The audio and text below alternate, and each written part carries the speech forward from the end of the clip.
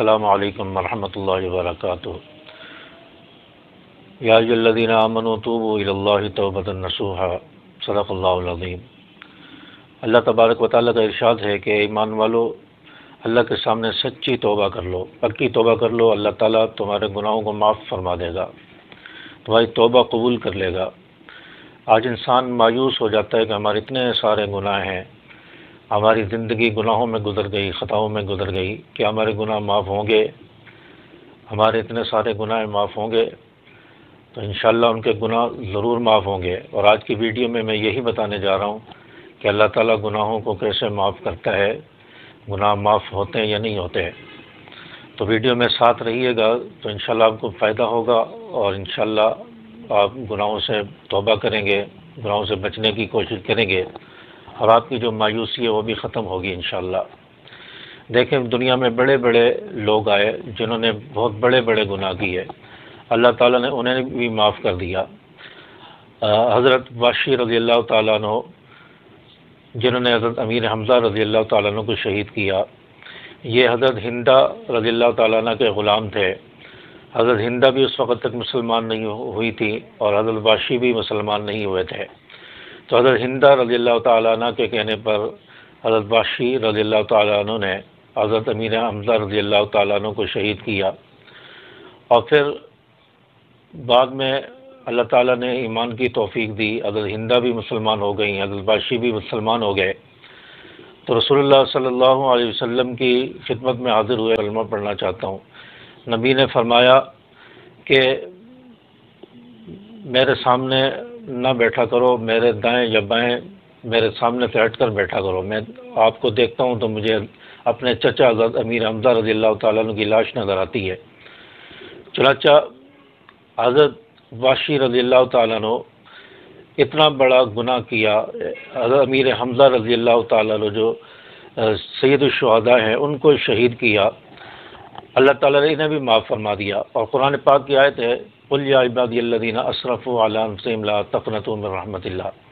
یہ حضرت واشی رضی اللہ تعالیٰ عنہ کے بارے میں آئی ہے کہ اپنی جان پر ظلم کر چکے ہو، اتنا بڑا گناہ کر چکے ہو، لا تقنطوا من رحمۃ اللہ، میرے رحمت سے نا امید نہ ہو، ان اللہ یغفر الذنوب جميعا، اللہ ہمارے سارے گناہوں کو معاف کر دے گا۔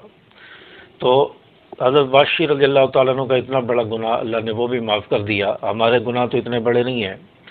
اسی طرح ایک صحابی رسول اللہ صلی اللہ علیہ وسلم کی خدمت میں حاضر ہوئے اور فرمانے لگے، یا رسول اللہ میں نے بہت بڑا گناہ کیا ہے۔ آپ صلی اللہ علیہ وسلم نے فرمایا کہ کیا تو نے زنا کیا ہے، شراب پی ہے؟ فرمایا اس سے بھی بڑا گناہ ہے۔ کیا تو نے چوری کی ہے، جوا کھیلا ہے؟ فرمایا اس سے بھی بڑا گناہ ہے۔ پھر آپ صلی اللہ علیہ وسلم فرمایا کیا تیرا گناہ اللہ کے عرش سے بھی بڑا ہے؟ کہنے لگا ہاں، اللہ کے عرش سے بھی بڑا ہے۔ پھر آپ نے فرمایا کیا اللہ سے بھی تیرا گناہ بڑا ہے؟ کہنے لگا نہیں، اللہ سے بڑا نہیں ہے۔ تو نبی نے فرمایا کیا گناہ کیا ہے؟ کہنے لگا میں نے زمانہ جاہلیت میں ابو جہل، عتبہ، شیبہ کے ڈر سے میں نے اپنی کئی ساری بیٹیوں کو زندہ دفن کر دیا، میرا یہ اتنا بڑا گناہ ہے۔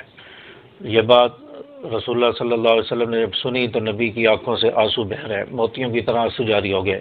فرمایا تو نے واقعی بہت بڑا ظلم کیا ہے، بہت بڑا گناہ کیا ہے۔ فرمایا سچی توبہ کر لو، اللہ تعالیٰ تمہارا یہ گناہ بھی معاف کر دے گا۔ اللہ نے اس کو بھی معاف کر دیا، صحابیت کی لسٹ میں آ گئے۔ ہمارے گناہ تو اتنے بڑے نہیں ہیں، تو جب اللہ ان کو معاف کر سکتا ہے تو ہمیں کیوں نہیں معاف کرے گا؟ حضرت ابن قیم رحمۃ اللہ علیہ نے ایک خوبصورت مثال کے ذریعے اس بات کو سمجھایا ہے کہ اللہ تعالیٰ توبہ کیسے قبول کرتا ہے، کیسے بندے کو معاف کرتا ہے۔ حضرت ابن قیم رحمۃ اللہ علیہ فرماتے ہیں، میں ایک مرتبہ سفر میں تھا، راستے سے گزر رہا تھا، دیکھا کہ ایک بچے کو ماں دھکے دے کر گھر سے باہر نکال رہی ہے اور کہہ رہی ہے چلا جا یہاں سے، گھر میں دوبارہ نہیں آنا۔ چاچا وہ بچہ گھر سے باہر چلا جاتا ہے، پھر تھوڑا گلیوں میں گھومتا گھامتا پھر دروازے پر آتا ہے، دروازہ بجاتا ہے، ماں دروازہ کھولتی ہے، بچہ سامنے بچہ ہوتا ہے، کہتی ہے چلا جا یہاں سے، اس گھر میں نہیں آنا، تو نے بہت تنگ کیا ہوا ہے۔ چاہے بچہ پھر چلا جاتا ہے، اسی طرح 2-3 مرتبہ ایسا ہوتا ہے، ماں اس کو گھر میں داخل نہیں ہونے دیتی۔ بالآخر بچہ تھک ہار کر دروازے کے باہر ہی بیٹھ جاتا ہے اور باہر لیٹتا ہے، اس کو نیند آ جاتی ہے۔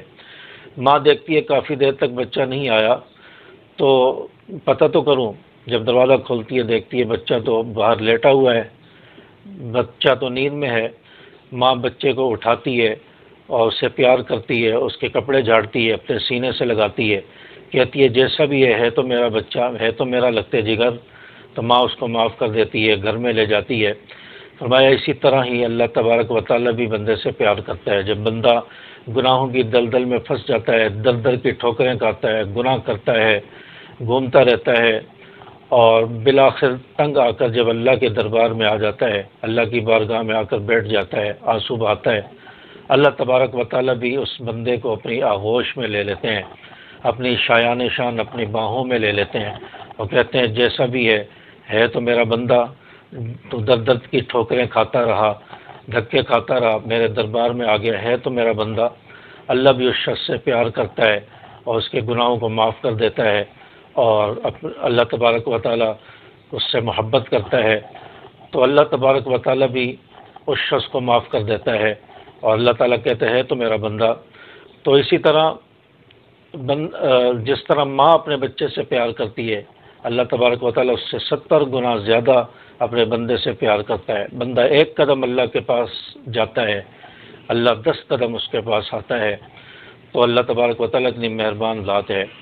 اس لیے اپنے گناہوں سے مایوس نہ ہو، اپنے گناہ پر نادم ہو کر توبہ طائب ہو جائیں، آج ہی گناہوں سے معافی مانگ لے انشاءاللہ۔ صلاۃ توبہ کی 2 رکعت نفل پڑھ کے اللہ تعالیٰ سے خوب اپنے گناہوں کی معافی مانگیں، رو کر مانگیں، آنکھوں سے آنسو نکل آئیں، تو اس طرح اپنے گناہوں کی معافی مانگیں۔ انشاءاللہ آپ جب معافی مانگیں گے، آپ ابھی اٹھنے نہیں پائیں گے کہ اللہ تعالیٰ آپ کے گناہوں کو معاف کر دے گا، اور پھر اس کے بعد اپنی زندگی کو چینج کرنے کی کوشش کریں، گناہوں سے بچنے کی کوشش کریں، اور توبہ استغفار کریں، تاکہ کوئی گناہ ہو جائے وہ فوراً اللہ تعالیٰ مٹا دے۔ توبہ استغفار کرنے کی کوشش کریں، پھر گناہ ہو جائے پھر معافی مانگیں، پھر ہو جائے پھر معافی مانگیں، اس میں شرم محسوس نہ کریں۔ اللہ تبارک و تعالیٰ بار بار گناہ معاف کرتا ہے، اللہ تعالیٰ خوش ہوتا ہے کہ میرا بندہ گناہوں کا اقرار کر کے کس طرح بار بار مجھ سے توبہ کر رہا ہے، معافی مانگ رہا ہے۔ تو اس لیے اپنے گناہوں سے معافی مانگیں، مغفرت کا عشرہ ہے، ان ایام کو قیمتی بنائیں۔ السلام علیکم ورحمۃ اللہ۔